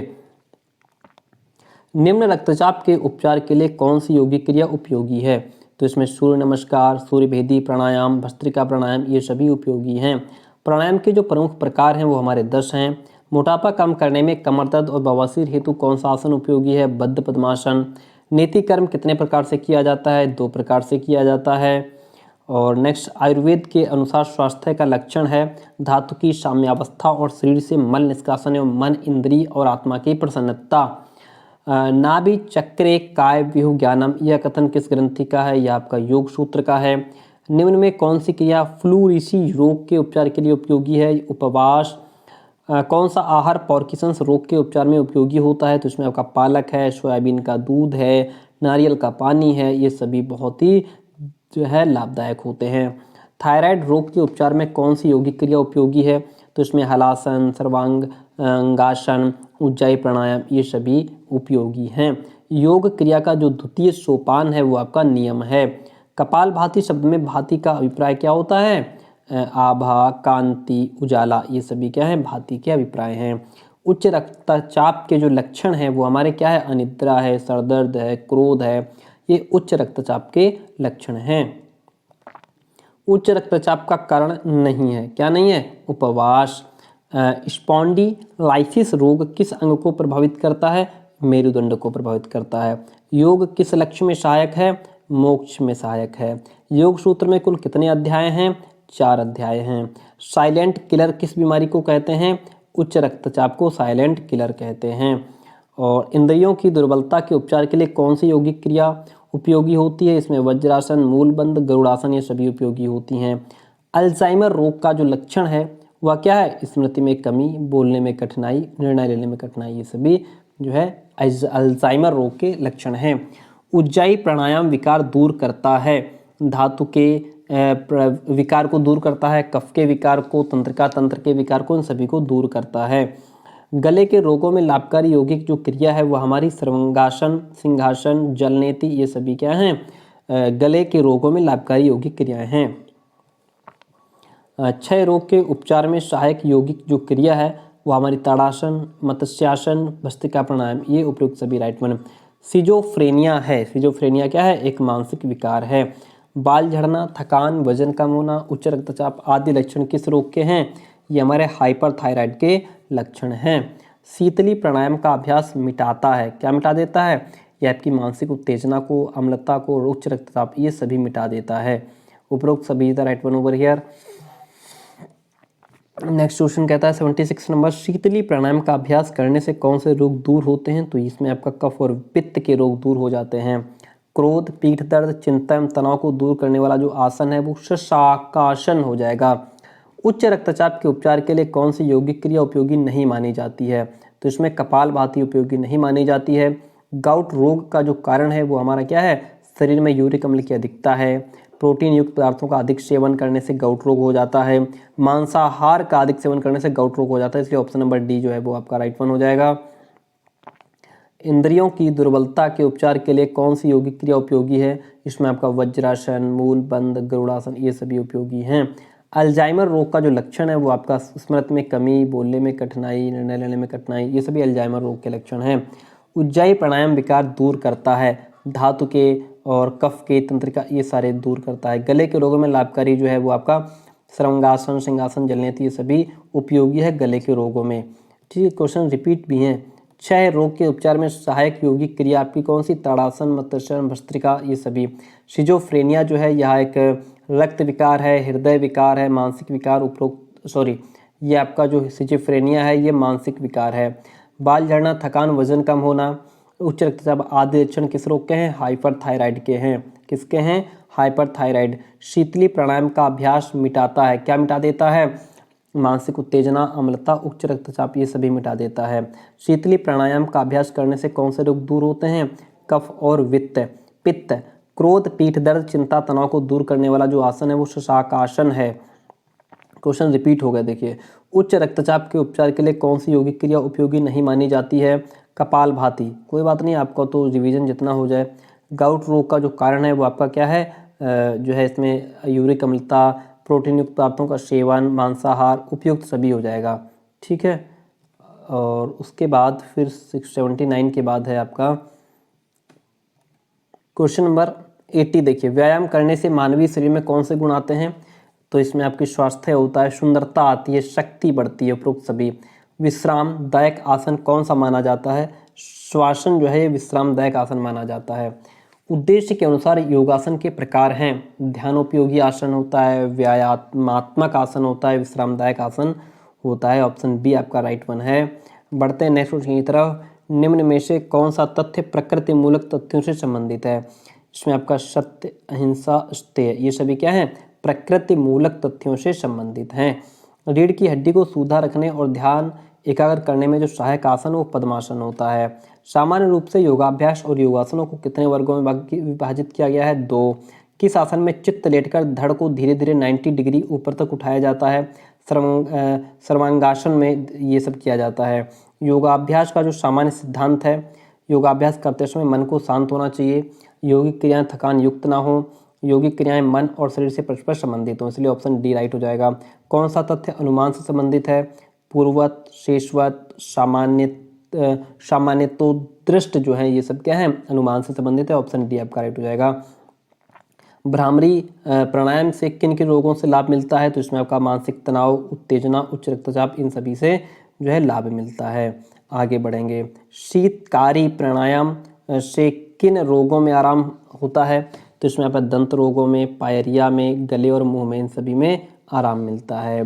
मुखदर चलाने से क्या लाभ होता है? इसमें पैर मजबूत होते हैं, स्फूर्ति का विकास होता है, पेट की खराबी दूर हो जाती है। ऑप्शन डी आपका राइट रहेगा। पद्मासन किस प्रकार की समस्याओं को से छुटकारा दिलाने में उपयोगी है? इसमें भावनात्मक, शारीरिक, स्नायुविक, ये सभी जो है से छुटकारा दिलाने में उपयोगी होता है। पाचन शक्ति को पुष्ट करने हेतु कौन सा चक्र पर ध्यान देना चाहिए? इसमें मणिपुर चक्र पर ध्यान देना चाहिए। मंदता, जड़ता, सुस्ती आदि को दूर करने के लिए कौन से चक्र पर ध्यान देना? इसमें आपको आज्ञा चक्र पर ध्यान देना है। पार्किंसंस योग में मस्तिष्क कोशिकाएं किस रसायन का निर्माण उचित मात्रा में नहीं कर पाती हैं? तो इसमें डोपामाइन जो है इस रसायन का निर्माण वो उचित मात्रा में नहीं कर पाती हैं। समस्याओं के कारणों में कितनी विशेषताओं को महत्व दिया जाता है? 5। शरीर से संबंधित मुख्य व्यायाम कौन कौन से हैं? तो इसमें आपका दौड़ना, कुश्ती लड़ना, दंड बैठक लगाना, ये सारे शरीर से संबंधित मुख्य व्यायाम होते हैं। योग क्रियाओं के द्वारा हम क्या अर्जित कर सकते हैं? योग क्रियाओं के द्वारा हम मोक्ष अर्जित कर सकते हैं। अनुलोम विलोम किस रोग में लाभदायक है? ये आपका अस्थमा में, नज़ला में, पित्त में, इन सभी में लाभदायक है। कपालभाति किस रोग में लाभकारी है? ये आपका श्वास, दमा, एलर्जी, इन सभी में लाभकारी है। ठीक है, आगे बढ़ते हैं। पाचन प्रणाली को स्वस्थ रखने में कौन सा आसन सहायक है? वज्रासन। घेंगा रोग के उपचार में सहायक क्रिया जो है वो आपके हलांस, सर्वांगासन, जालंधर बंद, ये सभी उपयोगी है। हलासन किस रोग से पीड़ित व्यक्ति को नहीं करना चाहिए? तो इसमें आपका जो हृदय रोग है, उक्त रक्तचाप, स्लिप डिस्क वालों को नहीं करना चाहिए। स्लिप डिस्क और गर्दन और कमर दर्द के उपचार में सहायक आसन जो है वो सर्पासन है। डिप्थीरिया रोगी के लिए उपयोगी प्राणायाम जो है वो आपका उज्जाई है। आगे बढ़ते हैं। किस प्राणायाम के निरंतर अभ्यास से मस्तिष्क का हाइपोथैलेमस भाग सक्रिय होता है? कपालभाति। कौन सा प्राणायाम आज्ञा चक्र को सक्रिय करके नकारात्मक विचार दूर करता है? भस्त्रिका। नेति क्रिया के अभ्यास से कौन सा रोग दूर होता है? इसमें मिर्गी, सिरदर्द, अबदा, ये सभी रोग इसमें दूर हो जाते हैं। त्राटक के संबंध में कौन सा कथन असत्य है? माइग्रेन और मिर्गी के रोग को दूर करता है। सूर्य नमस्कार द्वारा किस तत्व की प्राप्ति होती है? इसमें ऊर्जा, शक्ति, स्फूर्ति, आरोग्य, स्वास्थ्य, इन सभी की प्राप्ति होती है। शारीरिक आसन कौन सा है? तो इसमें आपका भुजंगासन, सर्वांगासन, धनुरासन, ये सभी शारीरिक आसन कहलाते हैं। सूर्य नमस्कार में कितनी अवस्थाएं हैं? इसमें 12 अवस्थाएं बताई गई हैं। नेक्स्ट वन इज गौमुखासन किस रोग के उपचार में सहायक है? ये ब्रह्मसूत्र रोग, धातु रोग और स्त्री रोग में सहायक है। ओम शब्द में किन ध्वनियों का योगदान है? इसमें आपका अ ब्रह्मा का प्रतीक, ओम विष्णु का प्रतीक, माँ संहार महेशक का प्रतीक है। ठीक है, ऑप्शन डी राइट हो जाएगा। सूर्य नमस्कार की कितनी अवस्थाएं हैं? 12। चंद्रभेदी प्राणायाम से क्या लाभ होता है? उच्च रक्तचाप की समस्या दूर हो जाती है, जलन और नाक से खून आने की समस्या दूर हो जाती है, शरीर की अतिरिक्त गर्मी कम हो जाती है, इसलिए ऑप्शन डी यहाँ पे भी आपका राइट हो जाएगा। शरीर को शीतल रखने वाले प्राणायाम को क्या कहा जाता है? शीतली प्राणायाम कहा जाता है। शीतली प्राणायाम से क्या लाभ होता है? कफ, पित्त और वायु संबंधी दोष दूर होते हैं, पेट की गर्मी, जलन कम हो जाती है, जठराग्नि बढ़ जाती है। ऑप्शन डी आपका राइट हो जाएगा। शीतली प्राणायाम नहीं करना चाहिए, शीत ऋतु में नहीं करना चाहिए, कफ रोगियों को नहीं करना चाहिए, हृदय फेफड़े रोगों में जो है ये नहीं करना चाहिए। भस्त्रिका प्राणायाम के क्या लाभ हैं? भस्त्रिका प्राणायाम के एक तो रक्त शुद्ध होता है, सर्दी जुकाम एलर्जी दूर हो जाती है, मस्तिष्क को फिर से ऊर्जा प्राप्त हो जाती है, इसलिए ऑप्शन डी आपका राइट रहेगा। सूर्यभेदी प्राणायाम करने से क्या लाभ है? सूर्यभेदी प्राणायाम करने से क्या लाभ होते हैं? शरीर में गर्मी उत्पन्न हो जाती है, नज़ला, खांसी, दमा में सहायक होता है, सकारात्मक विचारों का संचार होता है। बढ़ते हैं नेक्स्ट क्वेश्चन की तरफ। क्वेश्चन नंबर 122 नंबर देखिए। कपालभाति प्राणायाम से क्या लाभ होता है? बालों की समस्या दूर हो जाती है, चेहरे की झुर्रियाँ, आंखों के नीचे काले घेरे मिटाता है, थायराइड की समस्या दूर होती है, इसलिए ऑप्शन डी आपका राइट हो जाएगा। अनुलोम विलोम से क्या लाभ होता है? इसमें रक्त शुद्ध होता है, शरीर की संपूर्ण नस नाड़ियाँ शुद्ध हो जाती हैं, भूख बढ़ जाती है, इसलिए ऑप्शन डी राइट हो जाएगा। उज्जाई प्राणायाम से क्या लाभ है? उज्जाई प्राणायाम से क्या होता है? एक तो श्वास नलिका, थायराइड, पैराथायराइड श्वरित तंत्र को स्वस्थ और संतुलित करता है। यह प्राणायाम जल तत्व पर नियंत्रण लाता है, कई रोग ठीक हो जाते हैं इससे। ठीक है, ऑप्शन डी आपका राइट है। नाड़ी शोधन प्राणायाम से क्या लाभ होता है? इससे जो है मस्तिष्क शांत रहता है, रक्त संचार ठीक रहता है, शरीर में ऑक्सीजन बढ़ जाता है। कौन साधन चतुष्टय का भाग नहीं है? ध्यान। योग के अनुसार राग है आसक्ति का। मन डैश के अभ्यास द्वारा अल्फा अवस्था में आ जाता है, मेडिटेशन आ जाता है। किस अभ्यास के महारत से कोई पानी के ऊपर कमल के पत्ते के समान तैर सकता है? प्लाविनी के अभ्यास की महारत से कोई पानी के ऊपर कमल के पत्ते के समान तैर सकता है। ब्रह्म कुमारीज का राजयोग किस आधुनिक योग स्कूल के अंतर्गत आता है? मेडिटेशन योग स्कूल के अंतर्गत आता है। इनमें से कौन शिवानंदी के 5 योग सिद्धांतों में से एक है? श्वासन। प्रत्येक योग शिक्षक को अभ्यास कहाँ से शुरू करना चाहिए? क्रिया के साथ, है ना, एक्टिविटी के साथ। शुरुआत में क्वेश्चन आया था ये। ईशावास्योपनिषद के अनुसार कौन सा अभ्यास अमरता की ओर लेकर के जाता है? वैराग्य। कौन सा प्राणायाम सूक्ष्म शरीर को शुद्ध करता है? मूर्छा। नाड़ी शब्द की उत्पत्ति नाड़ शब्द से हुई है, जिसका अर्थ क्या होता है? बहना। आपकी 4 यूनिट कंप्लीट हो गई हैं, लास्ट यूनिट बची है जिसमें हमारे क्वेश्चन 115 हैं। योग का पिता किसे कहा जाता है? महर्षि पतंजलि को। नौली क्रिया किस अंग का व्यायाम है? पेट का व्यायाम है। अहंकार का प्रमुख कारण क्या होता है? बुद्धि। सूखा रोग क्या है? रिकेटस हमारा सूखा रोग है। और नेक्स्ट वन इज थैलेसीमिया रोग का जो लक्षण है वो क्या है? भूख कम लगना, थकान, त्वचा का पीला होना, ये सिर्फ थैलेसीमिया रोग का कारण है। किसमें विटामिन सी पाई जाती है? संतरा, अमरूद, आम, इन सभी में विटामिन सी पाया जाता है। आगे बढ़ जाते हैं। सूखा रोग किस विटामिन की कमी से हो जाता है? विटामिन डी की कमी से सूखा रोग हो जाता है। ठीक है, और आगे बात करते हैं नेक्स्ट क्वेश्चन की। क्वेश्चन नंबर कहता है शैव, शाक्य, वैष्णवों के धार्मिक साहित्य को क्या कहा जाता है? आगम कहा जाता है। आदि का अर्थ है क्या है? रोग को सूक्ष्म रूप, रोग की मानसिक स्थिति, सूक्ष्म स्थिति, रोग का प्राथमिक स्वरूप, ये क्या है? आदि के अर्थ हैं। किस विटामिन की कमी के कारण स्कर्वी रोग उत्पन्न होता है? विटामिन सी की कमी के कारण स्कर्वी रोग उत्पन्न हो जाता है।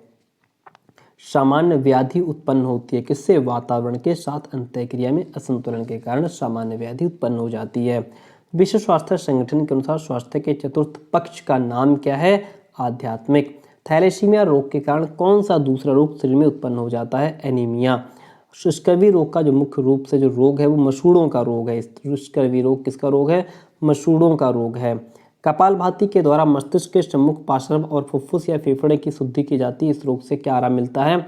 इसमें नाड़ियों को मजबूती मिलती है, लीवर मजबूत हो जाता है। ऑप्शन सी राइट हो जाएगा।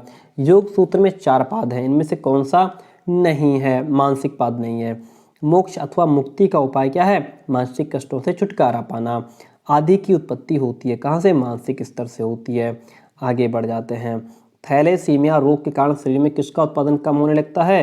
हीमोग्लोबिन का। आधुनिक योग का हम किस वर्ष से आरंभ मान सकते हैं? जब स्वामी विवेकानंद ने अमेरिका के शिकागो में हो रही पार्लियामेंट ऑफ रिलीजन्स धर्म संसद में अपनी वार्ता का योग प्रारंभ किया था।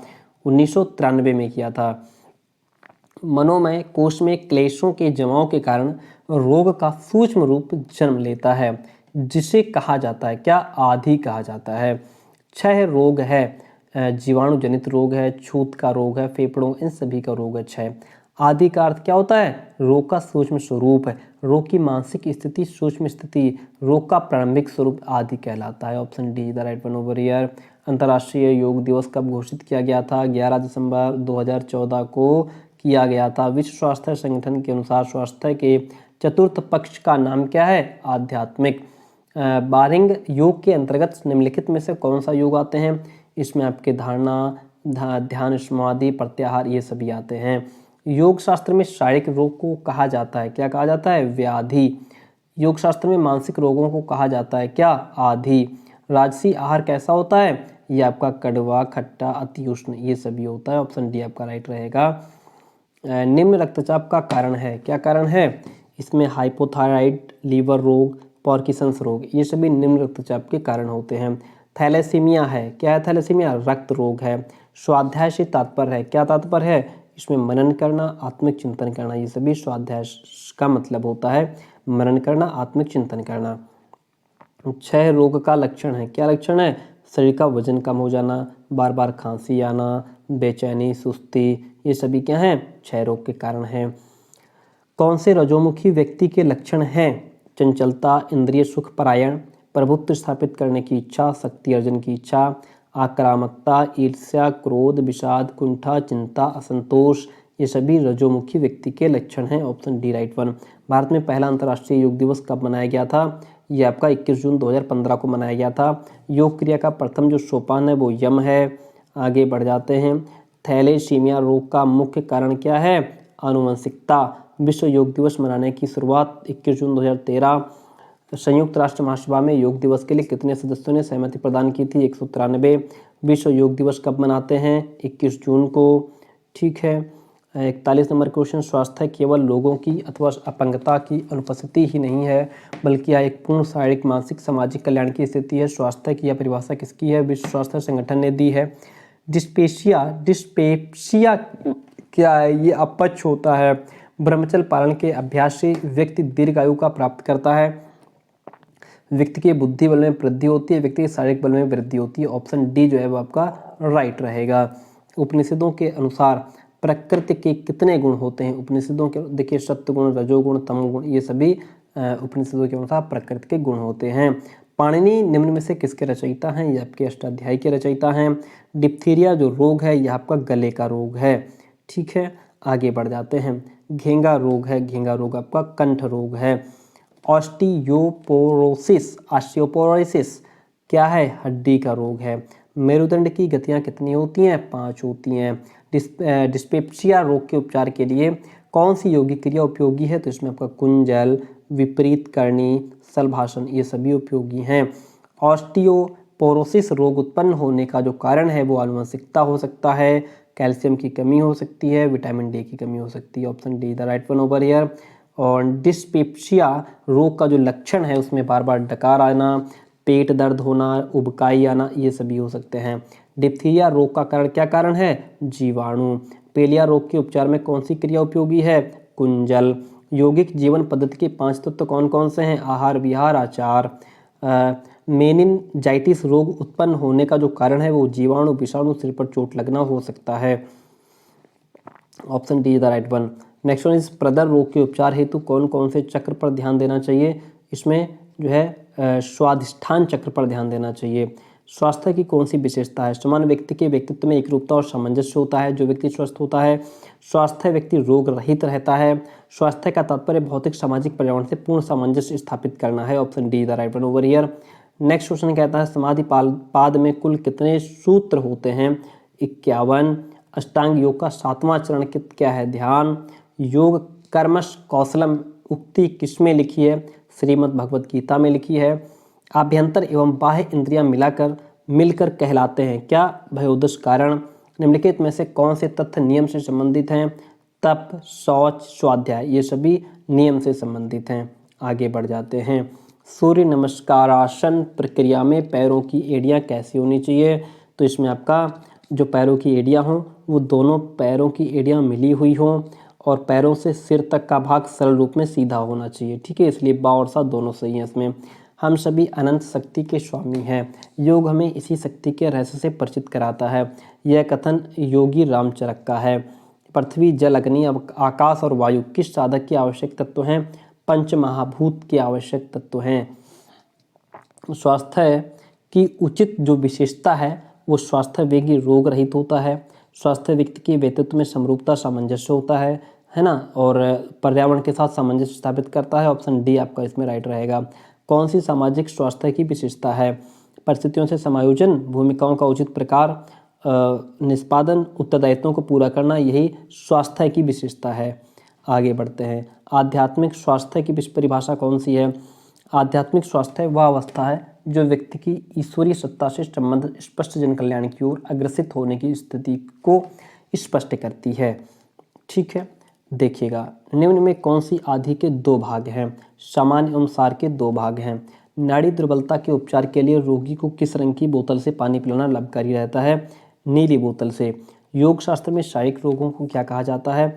तो इसमें आदि और व्याधि कहा जाता है। ऑप्शन डी जो है वो आपका दा जो है राइट हो जाएगा। सात्विक आहार किस प्रकार का आहार होता है? ये आपका रसयुक्त, स्निग्ध और स्थिरता प्रदान करने वाला आहार होता है। योग में धारणा किसको कहते हैं? योग में धारणा चित्त एवं मन की एकाग्रता को कहते हैं। योग में किन तत्वों का ज्ञान मिलता है? तो योग में प्रकृति, पुरुष, विवेक, इन सभी का ज्ञान मिलता है। कौन सा ध्यान करते समय अपने इष्ट देव की मूर्ति आती है? स्थूल ध्यान। सत्य की एक रूपता पाई जाती है, तो मन में, वचन में, कर्म में, इन सभी में सत्य की एक रूपता पाई जाती है। शास्त्रों के अनुसार नकारात्मक प्रवृत्ति है लोभ, मोह, क्रोध एवं काम, ये सभी नकारात्मक प्रवृत्ति हैं। अष्टाध्यायी की रचयिता कौन है? पाणिनि।